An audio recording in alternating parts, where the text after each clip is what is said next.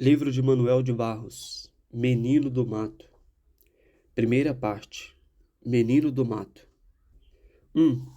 Eu queria usar palavras de ave para escrever. Onde a gente morava era um lugar imensamente e sem nomeação. Ali a gente brincava de brincar com palavras, tipo assim: hoje eu vi uma formiga ajoelhada na pedra. A mãe, que ouvira a brincadeira, falou: já vem você com suas visões. Porque formigas nem têm joelhos ajoelháveis, nem há pedras de sacristias por aqui. Isso é traquinagem da sua imaginação. O menino tinha no olhar um silêncio de chão, e na sua voz uma candura de fontes. O pai achava que a gente queria desver o mundo, para encontrar nas palavras novas coisas de ver. Assim, eu vi a manhã pousada sobre as margens do rio, do mesmo modo que uma garça aberta na solidão de uma pedra. Eram novidades que os meninos criavam com as suas palavras. Assim, Bernardo emendou nova criação. Eu hoje vi um sapo com olhar de árvore. Então, era preciso desver o mundo para sair daquele lugar imensamente e sem lado. A gente queria encontrar imagens de aves abençoadas pela inocência. O que a gente aprendia naquele lugar era só ignorâncias, para a gente bem entender a voz das águas e dos caracóis. A gente gostava das palavras quando elas perturbavam o sentido normal das ideias, porque a gente também sabia que só os absurdos enriquecem a poesia. 2. Nosso conhecimento não era de estudar em livros, era de pegar, de apalpar, de ouvir e de outros sentidos. Seria um saber primordial? Nossas palavras se ajuntavam uma na outra por amor e não por sintaxe. A gente queria o arpejo, o canto, o gorjeio das palavras. Um dia tentamos até de fazer um cruzamento de árvores com passarinhos, para obter gorjeio em nossas palavras. Não obtivemos. Estamos esperando até hoje. Mas bem ficamos sabendo que é também das percepções primárias que nascem arpejos e canções e gorjeios. Porém, naquela altura a gente gostava mais das palavras desbocadas. Tipo assim, eu queria pegar na bunda do vento. O pai disse que vento não tem bunda, pelo que ficamos frustrados. Mas o pai apoiava a nossa maneira de desver o mundo, que era a nossa maneira de sair do enfado. A gente não gostava de explicar as imagens, porque ele explicar afasta as falas da imaginação. A gente gostava dos sentidos desarticulados, como a conversa dos passarinhos no chão, a comer pedaços de mosca. Certas visões não significavam nada, mas eram passeios verbais. A gente sempre queria dar brasão às borboletas. A gente gostava bem das vadiações com as palavras do que das prisões gramaticais.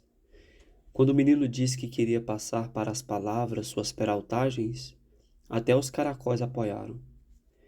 A gente se encostava na tarde como se a tarde fosse um poste. A gente gostava das palavras quando elas perturbavam os sentidos normais da fala. Esses meninos faziam parte do arrebol como os passarinhos. 3. Por modo de nossa vivência, ponho por caso Bernardo.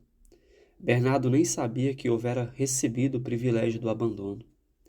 Ele fazia parte da natureza como um rio faz, como um sapo faz, como o ocaso faz. E achava uma coisa cândida conversar com as águas, com as árvores, com as rãs. Eis um caso que há de perguntar: é preciso estudar ignorâncias para falar com as águas? Ele falava coisinhas seráficas com as águas. Bernardo morava em seu casebre na beira do rio, moda um ermitão. De manhã bem cedo, ele pegava de seu regador e ia regar o rio. Regava o rio, regava o rio. Depois ele falava para nós que os peixes também precisam de água para sobreviver. Perto havia um brejo canouro de rãs. O rio encostava as margens na sua voz. Seu olhar dava flor no cisco. Sua maior alegria era de ver uma garça descoberta no alto do rio.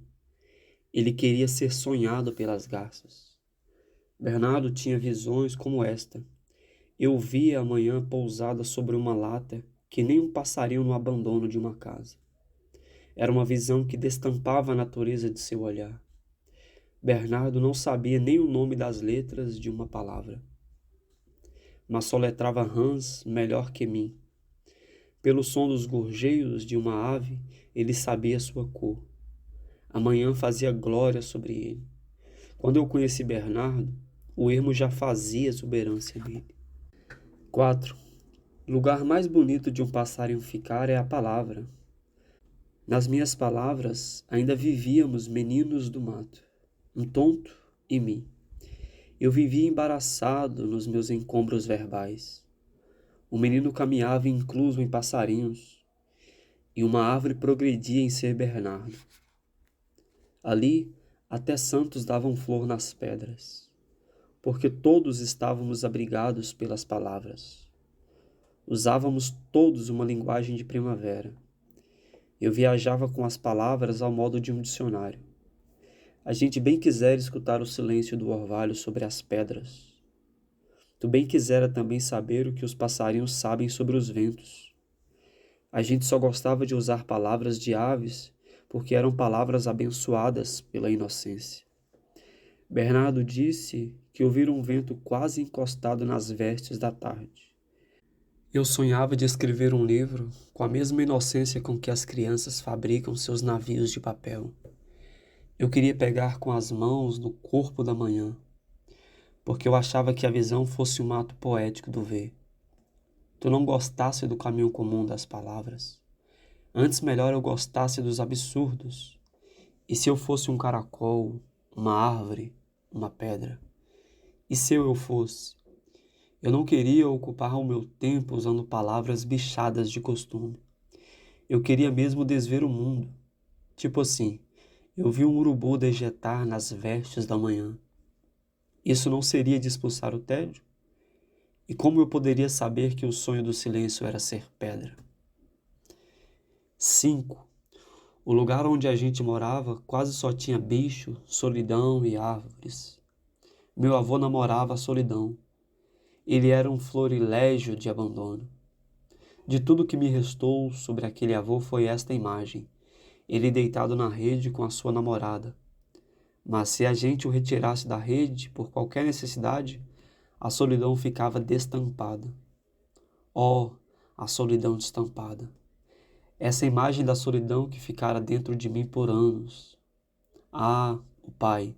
O pai vaquejava e vaquejava. Ele tinha um olhar soberbo de ave e nos ensinava a liberdade. A gente então saía vagabundeando pelos matos sem aba. Chegou que alcançamos a beira de um rio. A manhã estava pousada na beira do rio, desaberta, moda um pássaro. Nessa hora, já o morro encostava no sol. Logo adiante, vimos um coatira lamber um osso de ema.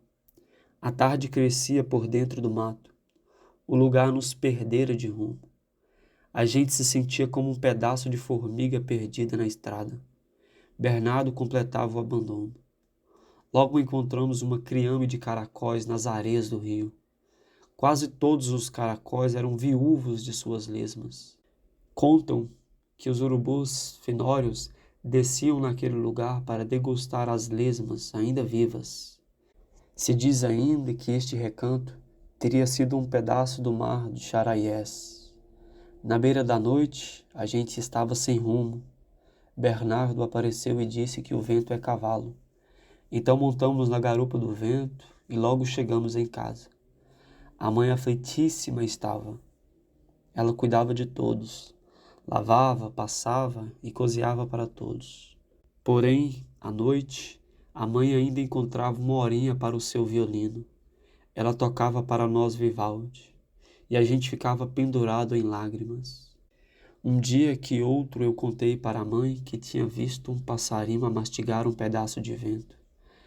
A mãe disse outra vez, já vem você com suas visões. Isso é travessura da sua imaginação. É a voz de Deus que habita nas crianças, nos passarinhos e nos tontos. a infância da palavra. 6. Desde o começo do mundo, água e chão se amam, e se entram amorosamente, e se fecundam. Nascem peixes para habitar os rios, e nascem pássaros para habitar as árvores. As águas ainda ajudam na formação dos caracóis e das suas lesmas. As águas são a epifania da criação. Agora eu penso nas águas do Pantanal. Penso nos rios infantis que ainda procuram declives para escorrer, porque as águas deste lugar ainda estão espraiadas para a alegria das garças. Estes pequenos corichos ainda precisam de formar barrancos para se comportarem em seus leitos. Penso com humildade que fui convidado para o banquete dessas águas, porque sou de bugre, porque sou de brejo. Acho agora que estas águas, que bem conhecem a inocência de seus pássaros e de suas árvores, que elas pertencem também de nossas origens.